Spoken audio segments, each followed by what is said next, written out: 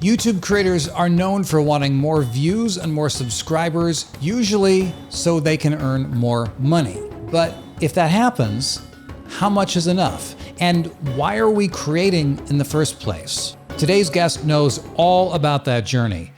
Dan Currier started creating on YouTube as a hobby, and then he transitioned into seriously studying the fundamentals behind growth on YouTube and helping others in their journey. As the founder of Creator Fundamentals, Dan helps his community create their own freedom. And over the last year, he has discovered a way to create content that is well on its way to becoming the single largest passive income stream for Dan and his students. You're going to want to take notes on this one. Welcome to the Story Greenlight podcast, where we're all about empowering creators like you to tell your stories, connect with your audience, and create the impact that you were put on this planet to make. My name is Jeff Barch. I'm a coach, author, and entrepreneur with over 20 years of experience shaping content for ABC, NBC, Universal, Disney, Apple, and a whole bunch of others. My team and I support creators with followings in the hundreds to the many millions. At Story Greenlight, we believe that you matter, your message matters, and the world needs to hear what you have to say.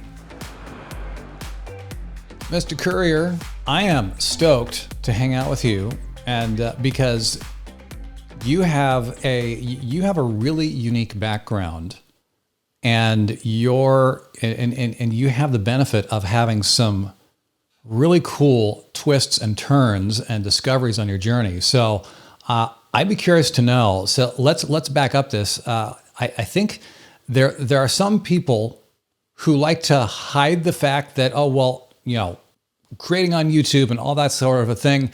And but there are other parts of our lives that a lot of people don't ever actually talk about, and that has a big influence on who we are and how we show up in our content creation. So I'd be curious to know what is your professional background, and how has that affected what you've been doing on YouTube along the way? So, I originally went to college. This is an interesting story. I'll try to keep it brief. But when I left high school, I was an advertising design and production major with, heavily focused on the art side of things. I wanted to go to art school. That particular field the colleges that I was looking at were state schools, and nobody really had the right one for me.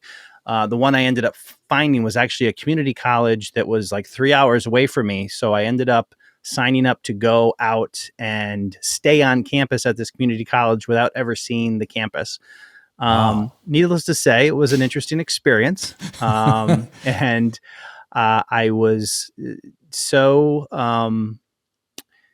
not happy with the conditions there that I came home for Thanksgiving and never went back. Oh. So I immediately enrolled in the local community college after that in business, because that's pretty much what they offered. And then that kind of set me down the path of getting a degree in business administration.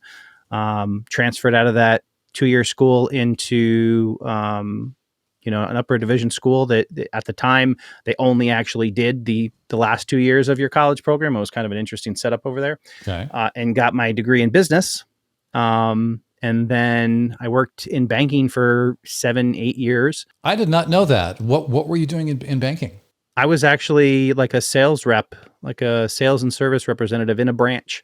I started out as a teller. I used to work there part-time, when I was younger. And then when I went away to college, I would come back on breaks and work as a teller. And then when I was done with college, the bank that I worked at gave me a full-time role in the branch. So then I worked there for a few years, and I had all these delusions of what a full-time career salary was going to look like. And I was actually on the path of getting trained to become an investment banker. But then I had a skiing accident, and I was out for 6 weeks. And when I came back, they had given my spot in that class to somebody else. So that kind of put the kibosh on future plans of continuing along that path. So much for Wall Street high roller. Right, for sure. That kind of led me down the path to explore other things, and I decided I would go back to school and get my master's degree in computer information systems. and that sent me into the tech arena. And I've worked in for software companies now for the past several years. I think I've been doing it for over 15 years now through various software companies in a variety of roles. But it's interesting because once I got into the technology field, I tended to gravitate towards positions that were about problem solving. That's kind of at the core what I really enjoy doing. When I was like 10 years old, I used to take apart broken VCRs and fix them, look at all the moving parts and see what didn't work and put them back together the way they were supposed to be. Okay, I got to ask, did you ever take apart a VCR and you look at it and the head was tilted off to the side and you said, that's not right, I got to fix that?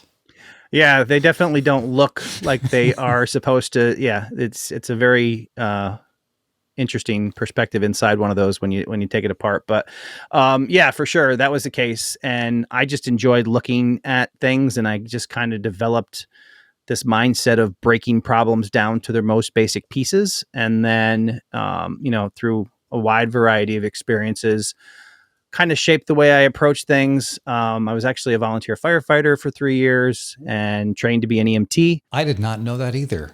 All kinds of extra nuggets here.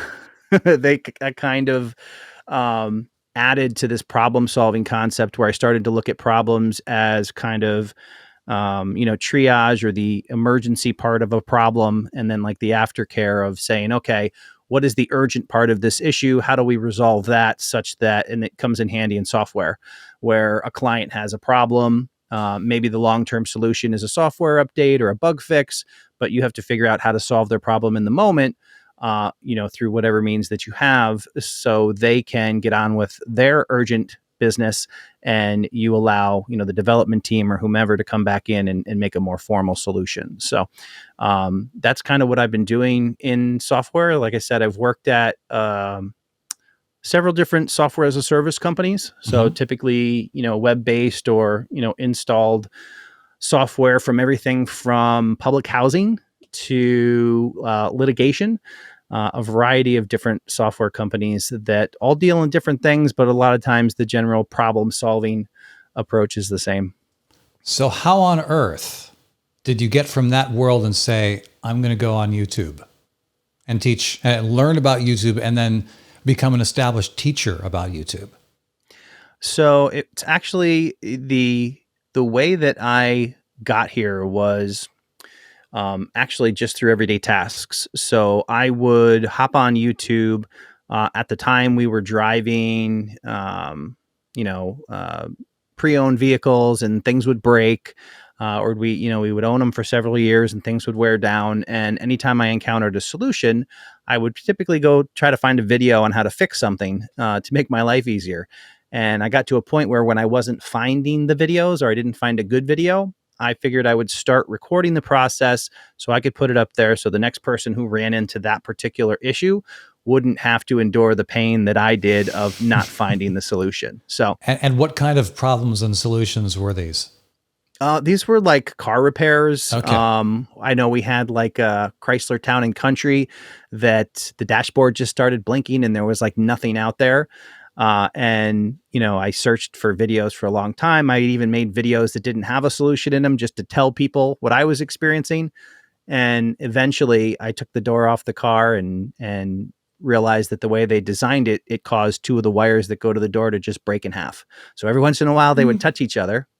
But yeah, I mean, it's just trying to, again, back to problem solving, just eliminate the stuff that is not the problem. And eventually you arrive at a solution. But that got me into YouTube. That got me making videos on a regular basis, learning that process.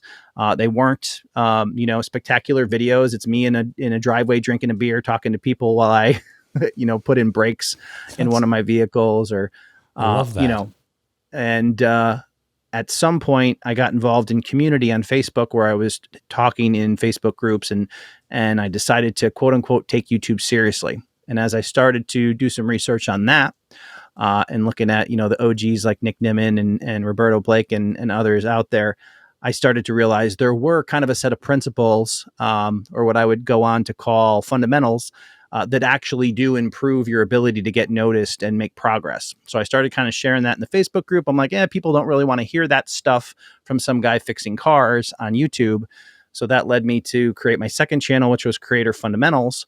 And it was just the idea of sharing those things that I tested out that actually produced some output, which when you start a channel about YouTube education at zero, you get a lot of negative feedback from people who question whether you're the person who should be sharing.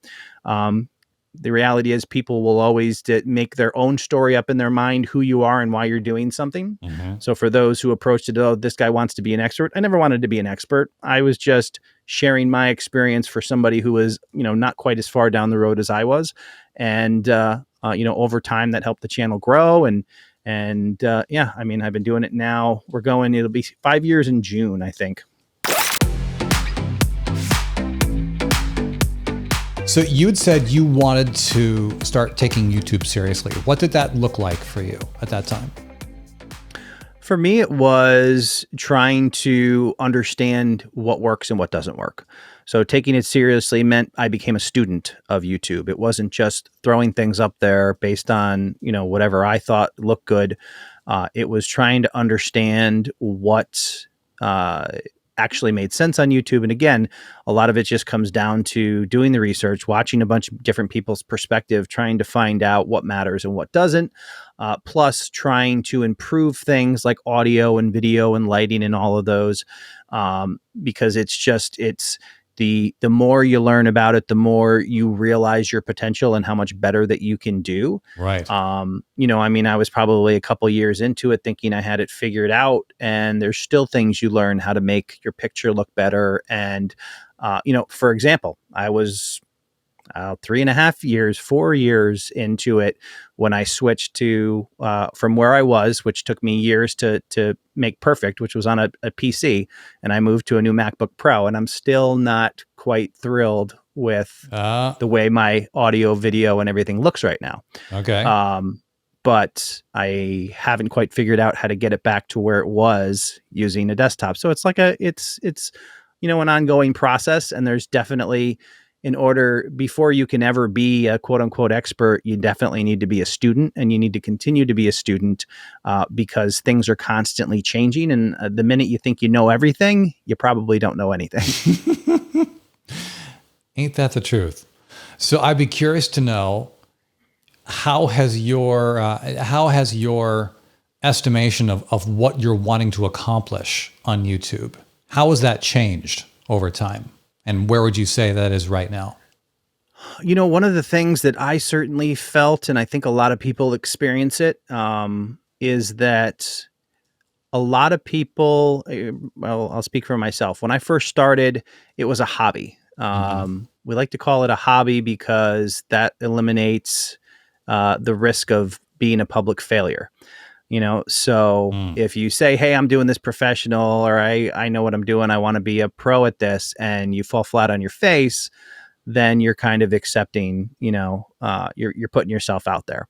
I'm a bit of an introvert. The last thing I wanted to do is go out and make any declarations about what I was going to achieve. But you tend to, first, because you don't know what you don't know, you're like, this is a hobby, we're just putting stuff out there. Mm-hmm. But as you start to see, you gain confidence, you see what's possible, then you're like, you know what, I am going to take this serious. This is, serious, where you're like, okay, I actually can turn this into something.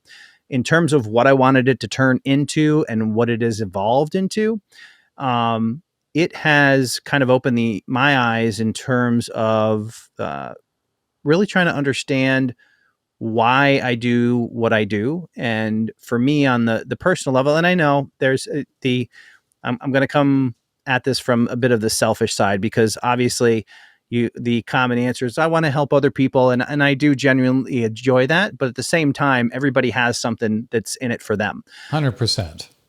Yeah. For me, it was trying to figure out exactly what that was. And I kind of settled on this idea of freedom, which is, I don't particularly like being told what to do. I don't particularly like having to live my life based on somebody else's schedule and expectations, especially when I don't consider everybody to be the greatest communicators. So there's nothing worse than trying to interact with a poor communicator who has expectations of you and holds you accountable for what they're thinking, not so much what they've said.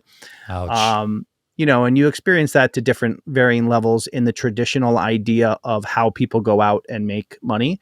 And if I'm, I guess, a rebel in anything, it's the idea that I don't agree with the classic employer-employee relationship. I think that employees should be treated like assets, not resources. And, that speaks to understanding your value and, in cases where you don't have a great relationship with your employer, knowing that you can go out, especially in this day and age, and create whatever you want to, is actually interesting, kind of a side note, but you can essentially go out and become an expert in anything, even if you don't know anything about it. And you can do that, call it in 5 years. And I didn't know anything about YouTube, but I did enough and learned enough and executed enough to, in some people's eyes, again, I don't refer to myself as an expert, but just by being a student and basically putting your own filter on it. And I just think that there's a lot of value in that. And it just opens up, for me, like I said, it's freedom, whether that's freedom of time, spending more time with my family, living life on my own terms is kind of what has continued to drive me in the direction that I've been heading. And that's taken a variety of different turns along the way. Anyone who goes to your YouTube channel, they'll see on the cover art says create your freedom. And there's a lot of people who say, yes, I want freedom, but they don't really they either haven't put a lot of thought into what that actually is or how it would work, never mind how to get there. But right. but it's this nebulous idea that I just want this good thing. So I'd be curious to know, has your idea of freedom, has that changed over time? I mean, you already touched on it some about, having more control over your time with family, that sort of a thing. What does that freedom thing look like for you now? It has definitely evolved over time. The one thing that I'll say, like, as entrepreneurs and people who go out and create their own businesses, we always, there's the side hustle mentality, you're, 100%, 10% and all of that. And you're like, oh, if I work for myself, I'm, going to be motivated all the time to do all this stuff. And the reality is that we're all human, and sometimes the motivation and ambition is not there. So one of the ways that has kind of changed my perspective of things is the idea of gravitating towards passive income. So looking for ways to build systems that allow you to earn money without as much time. So instead of trading, time for every dollar that you make, it's learning how to create that exponential result based on putting a system in place that has some work up front, but will continue to provide you, with income time and time again, based on that initial investment of both time and money. And I think that it is the idea of seeing some people who struggled with, things like YouTube having their different apocalypses for different reasons, right, has also led me to the path of having multiple revenue streams and trying to be diversified, and knowing that it's much safer to have 5 different ways that bring in money on a regular basis than it is to have all your eggs in one basket and have that basket fall and break and ruin your day. So, yeah. So what I've actually done is I've had different, I have multiple revenue streams. I spend different levels of attention and time on them, depending on what I happen to be working at on the time at a given time. So they will suffer in terms of they're not always each one producing max benefit, but they, as a collection, even when I don't look at them for a month or 2 months, they still continue to bring revenue into me.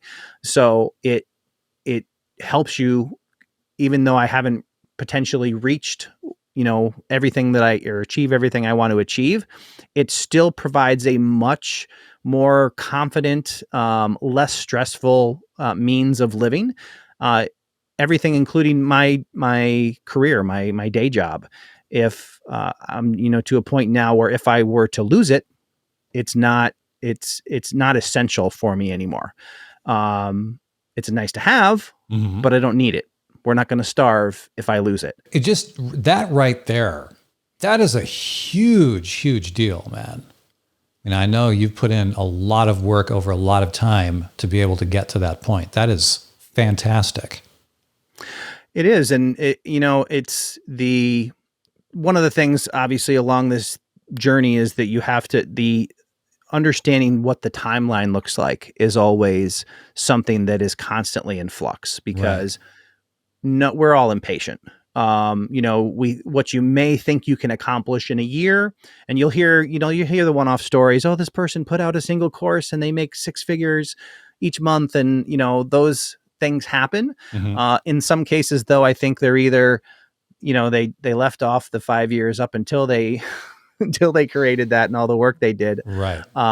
Or they're flukes. So people tend to come into this without a reasonable idea. So as early on as I could, I gravitated towards this 5-year plan, this idea of being patient. And like I said, because we're not always ambitious and motivated, being kind to myself in terms when I just don't feel like making content. I mean, that has its pros and cons, and sometimes you can just get lazy. And I've certainly been lazy sometimes, but at the same time, my mental health and, my overall health to me is just as important as money.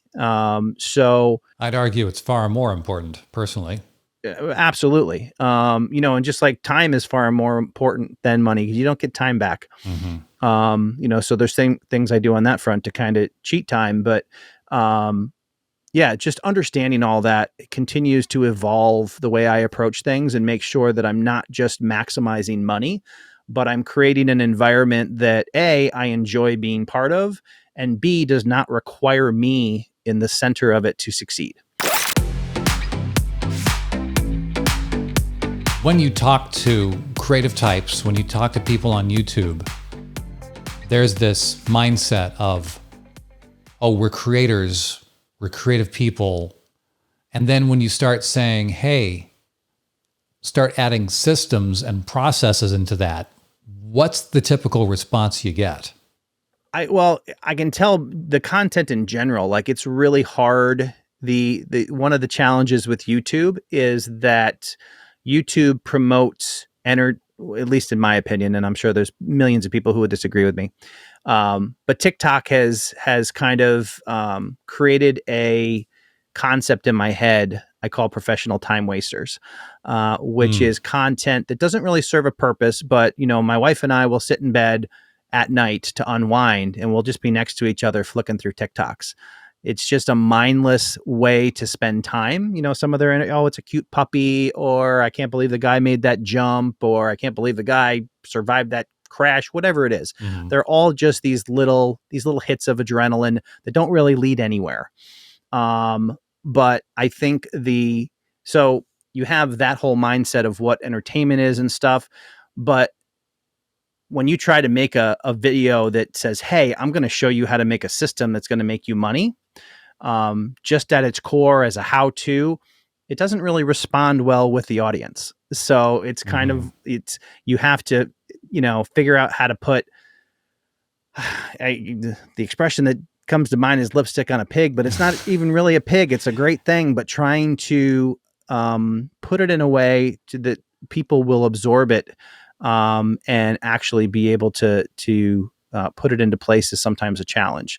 So it's the most valuable thing that I could probably share with somebody is how to take an idea, turn it into a digital product, find a platform to support that digital product, learn how to then take people from your videos, send them to that digital product, whether the product is to get them on your email list so you can eventually sell them something that's even more helpful and higher ticket item. It's just so much more of a challenge to kind of get people to buy into that than, hey, this is how you get 100 subscribers, so it's in kind of a funny place that way, because the stuff that's the most helpful is often harder to position to get people to actually go in and consume it. Yeah, I will. Yeah, 100% on that. I mean, I've found myself in my own life and in my own journey that the stuff that goes on between my two ears up here, it's that the stuff that happens in your head is far, far more important than tactics and how-to things. I mean, but the fact of the matter is, I mean, I cannot tell you how many times I've heard from entrepreneurs and information marketers and people who have done everything in their power to talk about, hey, here's how to deal with your mindset. Here's how to upgrade the way you think. And the general public just goes, I want the 3 tips videos, right, and then proceed to do absolutely nothing with them. So I'm guessing you've seen that yourself. Yeah. And I think there's a large portion of the population who thinks they are part of that world by simply watching the content. So when you do something like 3 quick tips, they think they're smarter at the end of that video. Well, they you feel like smarter because you feel like you could do it. Right. Yeah. Oh, that's not hard at all. I could totally do that. Yeah. Okay. But until you actually do it, then you really haven't accomplished anything. And it's the mindset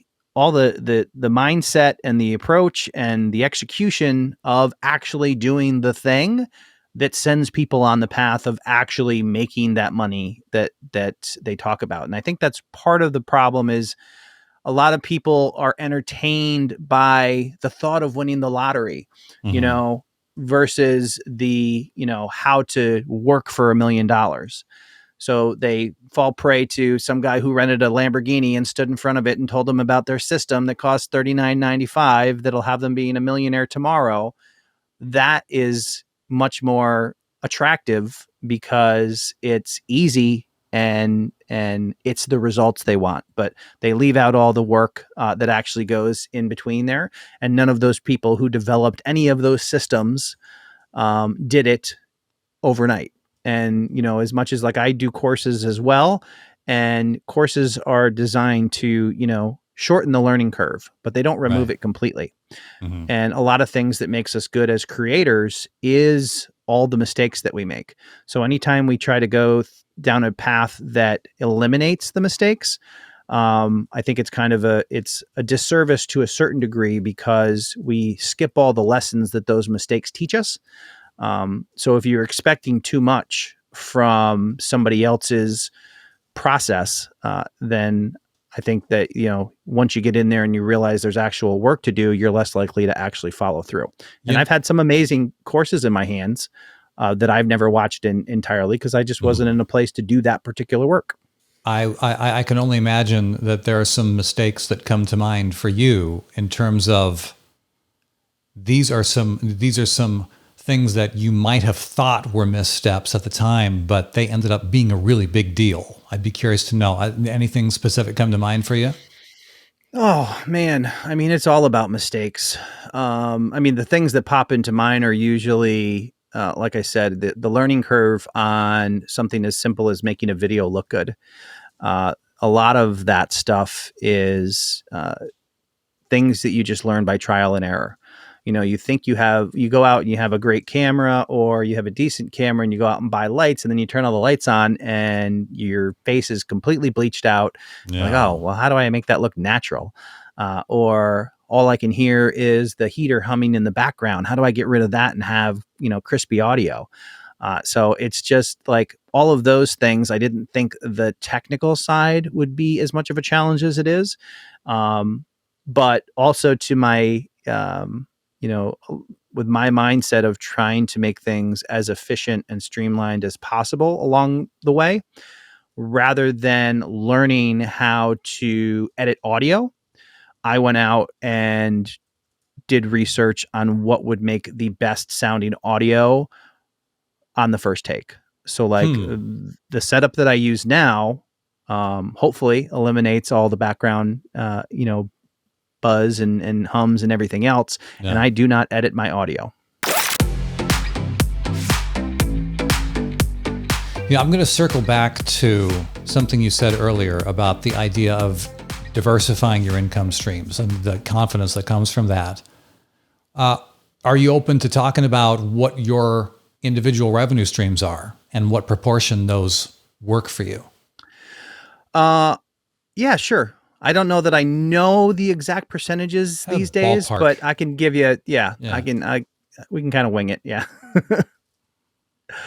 The interesting thing is the unexpected path of my journey about a year ago. Actually, it's pretty much just a year ago. I started the end of last February, was actually taking me to Amazon. Amazon has an influencer program. During that time, I learned that they had started allowing Amazon influencers to post videos on Amazon itself. So since last February, and kind of diving into that and even so much so that I kind of put my YouTube channel on the back burner to really focus on it because I realized it was such an amazing opportunity. It's just kind of significantly outpaced everything else for a variety of reasons. One, because it's an incredibly lucrative opportunity for influencers, but also everything else kind of went to the wayside. I stopped making content on YouTube. I stopped, putting the energy into some of the other projects I had. So they were just kind of like on autopilot doing their passive income thing, Sure. Which they all continued to earn revenue, which was great. But Amazon has absolutely blown them all out of the water. Wow. In terms of individual revenue streams. But at Amazon, I think we finished last year of Amazon was like close to $60,000. And it was it's basically short form content. So it was just a great opportunity to add an additional revenue stream that doesn't actually take a lot of time to do. But over time, more time was spent on Amazon as we continued to move along, and less time was spent on the other things. So, sure. Like certain revenue, I have like certain affiliate programs that were like doing like $1,000 a month, for example. But after kind of not really making the content that tends to feed people into that, it dropped down to like $600-700 a month. Okay.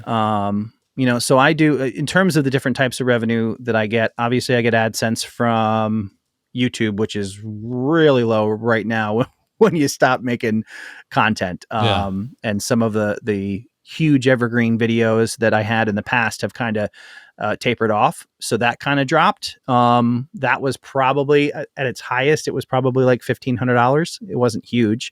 I always made it a point never to never rely on that. But now it's probably, it's like $300 to $500 maybe a month. And then in addition to that, I have a website called Tube Templates that is graphics for YouTubers. So it's like digital products. They can get like animations and things for their YouTube channel, like subscribe, ring the bell, those kind of things. And again, that was another one. That kind of varies depending on how much I put into it, but it is probably down. It's probably down at least 50% than when that was my latest baby that I was focusing on. Sure. But the good thing about all these things is once we get Amazon figured out, and I don't think we're quite there yet because I want to I just want to hire 10 people and just make 1,000 videos a day because it's such an amazing opportunity. Yeah. But once I get Amazon nailed down, then I can go back to these things and then raise them back to what I know they can be and bigger. It's just when you're doing this type of work as an individual, like I'm the only actual person in my company, and I have two two assistants that I use for video editing and then just like general virtual assistant stuff. But you just get to a point where you don't have time to do all the things. Right. So back to the in my perfect world, which I hope to get to someday with the idea of freedom, is to be able to be in a place where the revenue is sufficient enough that for all of these ideas, and I have endless ideas, that I can go out and hire a small team for each idea and pay them to see if it is successful. That would be my utopia. It's just I can't put the energy into all the different ideas that I have listed that I've collected over time because there's just not enough of me to go around. Yeah. And I'm not, in full honesty, I'm not motivated to work on 40 different things. I like thinking about them and strategizing them, but not necessarily doing all the legwork for every single one. And I'd love to be able to bring people in who are skilled in that particular arena and, reward them for their efforts. Yeah, for sure. So to clarify, so your revenue streams right now, there's the career income, and you have affiliate programs, there's AdSense, you have your digital products, and then you have Amazon. Right. And I also have a course for Amazon that is a separate revenue stream. Okay, cool. So yeah, I mean, 1, 2, 3, 4, 5, 6. Dude, that's 6 legit streams right there. I remember seeing you talking about Amazon, and I had never even heard about it before you started talking about it on social media. So for people who are still saying Amazon influencer, what's the big picture of this and how does it work? So just generally speaking, for people who have heard of Amazon from a creator perspective, Amazon has a couple different programs, one of which is Amazon Associates, which is like an affiliate link program, which is basically you sign up and then in your videos, if you make reference to a particular product that's available on Amazon, you can go over and grab a special link from Amazon, throw it in your video, and then you are directing traffic potentially through that link to Amazon. In that case, they're going to give you a small percentage of the sale should somebody follow your link and make a purchase. All well and good, never really made. I think maybe the best month I've ever done through associate links is like $150, maybe a little bit more. Then Amazon Influencer is a higher tiered program. It has some requirements, although they do not disclose what those specific requirements are. You do have to have an established following on another social media platform. So, I've done videos on getting approved for that. But once you're part of the Amazon Influencer program, it gives you things like a custom homepage for your influencer homepage, where you can make little groups of products and stuff and list those there, kind of your recommendations. And that gains a little bit of revenue, but nothing really to worry about. Then they came out with this concept of videos. Now, Amazon Influencer has both live streaming and videos, and I do know a lot of successful people who have done the live stream side of it. But when I was exposed to videos, and it was actually an interesting twist here. For years, I tried to get my brother to become a YouTuber. He finally became a YouTuber. He ended up having a video that took off and got like 1.5 million views. That got him kind of more involved in this whole creator thing and making money. He actually found Amazon Video before I did, and he shared it with me. So it's just kind of funny how we all go full circle on these things. Yeah. And he's like, yo, yeah, it's great. I'm like just making these quick videos. At the time that we joined the program, you had to have 10 videos uploaded and then they would review them and approve you. Now it's only 3 videos. But, so our initial push was, hey, let's make quick videos about products that we bought on Amazon, get them up there, get approved. And that approval allows your videos to be placed on Amazon product pages. And the reason that is huge is because in every other scenario with affiliate type programs, you are funneling your traffic to that affiliate. Right. When you have your video on an Amazon product page, they've already made it to Amazon. They're already on the product page before they even see your video. So your video is not actually driving traffic. And it's interesting because there's a whole nother story about what these videos actually do. But when you're on a product page and somebody goes down and whatever it is, it's a toaster, you scroll down halfway through, you see some videos that are made by influencers, you watch one of those videos. If you then leave that video and purchase the product, and your video was the last video that they watched, and they watched at least 30 seconds of it, you're going to get essentially 2 to 4% commission on that sale. So in a situation where all you're pretty much doing is trying to nudge them to ensure they make the purchase, there's just massive opportunity there to get your videos out there. Wow. And Amazon is such a behemoth that even though, it's catching on right now, it's still, ground floor getting in on this, because there are, millions of products out on Amazon, and a lot of opportunity to be that person who helps them make the sale and start collecting those earnings. You'd mentioned that you have a course talking about doing this. Now, there are some pitfalls in terms of even getting approved, and whether they'll even let you in the door in the first place, or keep doing what you're doing. Never mind actually make significant income. How does that go down? It's one thing to become an influencer.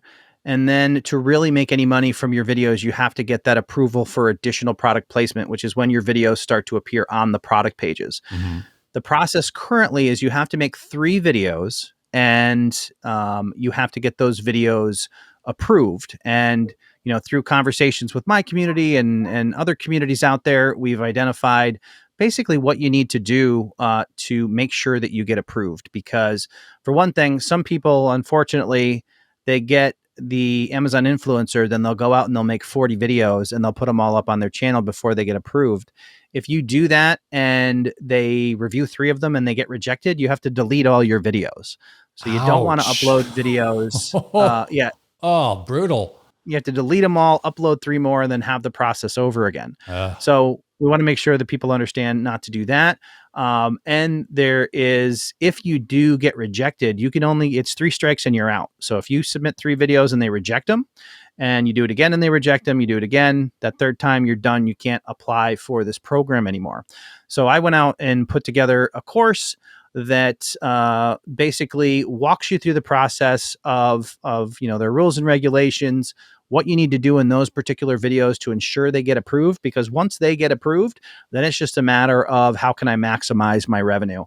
And we go into that in the course as well. Basically, some strategy on how to, what products to target, which ones are potentially going to make you the most money, and how often you should upload, and all those other things to really cut the learning curve, plus reduce the risk that you get kicked out of the program or fail to get into the lucrative side of the program, if you will, by knowing what to do right when you start. So, and then we also have a private Facebook group where we all get together and can talk shop. And every time somebody comes in that's new, they can do their 3 videos and they can have us review them. We can look at them as another set of eyes to make sure that everything looks good, and get that, have them feel confident that they're going to get approved without having to worry about all the unknowns that a lot of us faced when we first uploaded. Yeah. Man, I tell you, just the idea of shortening the learning curves and sidestepping the pitfalls. That is just, the older I get, the longer I'm walking this earth, the more important that becomes to me. And I know that a lot of the people in the community here at Story Greenlight feel the same way. So if this is something that you think would be worth checking out to help you build your own freedom, then you can head over to storygreenlight.com/influencerx. That's storygreenlight.com/influencerx. And we'll also make sure to get a link for that in the show notes too. I am fully confident that the cost of the course, that they will make their course, the course fee back in their first 60 days. And if anybody does exactly what we tell them to do in the course and they don't, I'm happy to give them their money back. Well, and I will say, I get your newsletters. I'm on your email list and I see your earnings reports, and it's legit. Everything I do is about creating your freedom. A lot of people have that that frustration that they can't do the things they want when they want, and it's you can't expect it to happen tomorrow. But if you do nothing, in 5 years from now, you'll be no closer than you are now. So start now, and your 5 year self is going to thank you for it. Dude, so good seeing you on the video version of this, if you're watching on the YouTube version, and so good hanging out with you. That's our conversation today with Dan Currier of Creator Fundamentals. If you want to learn more about his Amazon influencer program, go to storygreenlight.com/influencerx. That's storygreenlight.com/influencer, the letter X. And if you're a creator who wants to go to the next level with your content creating, then you should definitely join us in our private community here at Story Greenlight called The Green Room. It's all about helping you tell your stories, connect with your audience, and get things done in a community of smart creators like you. There is a link in the show notes or the video description where you can get a full month for free. Check it out, see if it's the right fit for you. And again, check out that link for a full month of the Green Room for free in the show notes or the video description, and I will see you there.